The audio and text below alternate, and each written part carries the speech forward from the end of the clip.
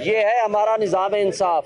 Supreme court के सामने 3 दिन पहले इलेक्शन कमीशन का वकील जाकर कहता है, हमने नहीं कहा कि नीचे भेजें, इलेक्शन कमीशन का वकील कहता है जी कल केस लगा हुआ है, कल के केस का इंतज़ार कर लें। और वो कल आकर के अपनी मर्ज़ी से लंबी बहस की, हालांकि ये 10 मिनट का आधे घंटे का केस नहीं है। और लंबी बहस करने के बाद कहते हैं जी बाकी टाइम मैं कल बहस करूंगा। और आज आकर के बहाना बनाया या जो भी किया, उनके जूनियर वकील मौजूद है। ये वो केस है जो बग़ैर नोटिस किए, कल चीफ जस्टिस ने खुद ये ऑब्ज़र्व किया कि नोटिस किए बग़ैर हम सज़ा मुअत्तल कर सकते हैं। फ़र्ज़ करें कल आप ये साबित हो जाता है कि ये केस झूठा था, बदनीयती पे मबनी था।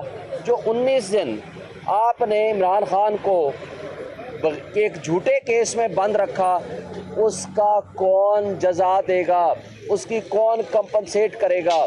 इसलिए प्रिंसिपली ये कहा जाता है accused is the favourite child of law.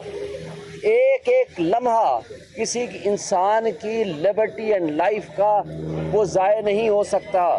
अफसोस की बात है कि आज चीफ जस्टिस और उसके बेंच ने फिर अगेन इसको 3 दिन आगे कर दिया, मंडे वाले दिन। हालांकि सुप्रीम कोर्ट का हुक्म बड़ा वाज़ेह है, उसके बकौल आज ये फैसला होना चाहिए था।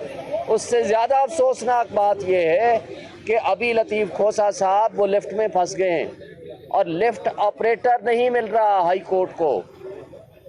यानी वो क्या बात है कि सुबह से लिफ्ट बिल्कुल जारी और सारी थी, जब खोसा साहब और उनके साथी आकर के लिफ्ट में गए लगा दो मैं